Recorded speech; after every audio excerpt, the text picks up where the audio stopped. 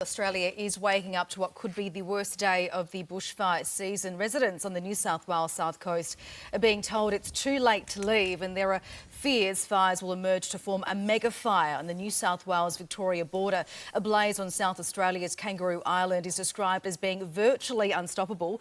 Meanwhile, shortly we're expected to see the first group of people removed from Victoria's Malakuta arrive at Hastings, following the biggest evacuation in our country's history. Windy and hot conditions in Victoria are expected to wreak havoc on much of the state's east. Reid Butler is in Lake's entrance for us this morning.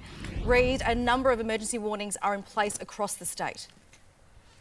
There are 5 emergency warnings right now in place across Victoria, covering towns like Omeo and Kooryong, and 6 evacuation orders have been issued. If you're still in communities like Buchan South and Bruthen, you need to get out now. The reason why so many orders have been issued is because of those expected worsening weather conditions we're likely to see today. They are expected to cause extremely unpredictable and extremely dangerous fire conditions. Across the course of the morning across East Gippsland, we will see a rise in temperatures and a rise in those northerly winds, which could likely push the fire front further south, potentially impacting communities like Lake's Entrance, where I am now. But in the early part of the afternoon, that is when things are likely to get really, really bad. A cool change will bring strong southwesterly winds, and that could change the direction of the fire. Those squally gusts could also whip up columns of flames that could produce ember attacks.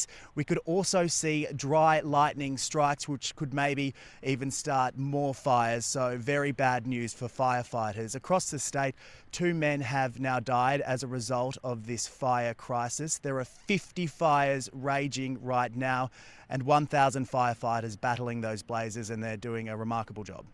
Very tiring effort as well. Reid Butler, thank you very much for that. Across to the New South Wales south coast now, where towns there are bracing for Impact 9's Ruth Wynne Williams joins us from Narooma. Ruth, what's the situation there this morning?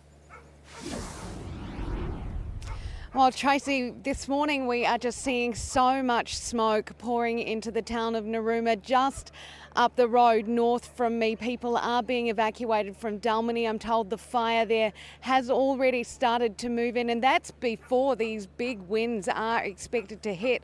We're expecting that strong norwesterly wind to hit around 10 or 11 this morning. Firefighters say that should whip up at least 5 hours of disastrous conditions, worse than what we saw through here on New Year's, where we know so many people lost their lives.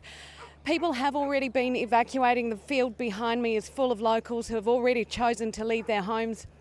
I spoke with some of those people.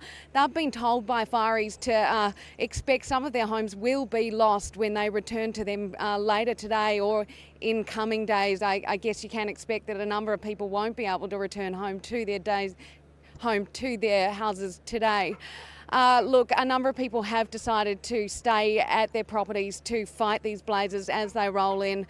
We were talking to people from the Surf Lifesaving Club yesterday who said extra first aid supplies have been brought in. They've brought those in specifically to help the extra fireys who have been brought into this area to help fight these blazes. That's a sign of just how grim it is. They are expecting people to get incredibly close to these huge fires today. They are certainly bracing for the worst. They certainly are, Ruth. Thank you for that. From one extreme to another in WA, off my home state, there's a tropical cyclone forming off the coast there, off the Pilbara, Cyclone Blake. Obviously, it's going to provide much needed rain relief. There are about 8 fires in that region. But you can just see both extremes from one side of the country to the other. Yeah. Look, the good news with that formation of that cyclone is that it may bring moisture. With the weather patterns in Australia, may bring moisture across the whole of Australia. We can only hope for that, can't we? And it's the only time I think in living memory that we've been hoping for a cyclone to bring some relief. Right. You know.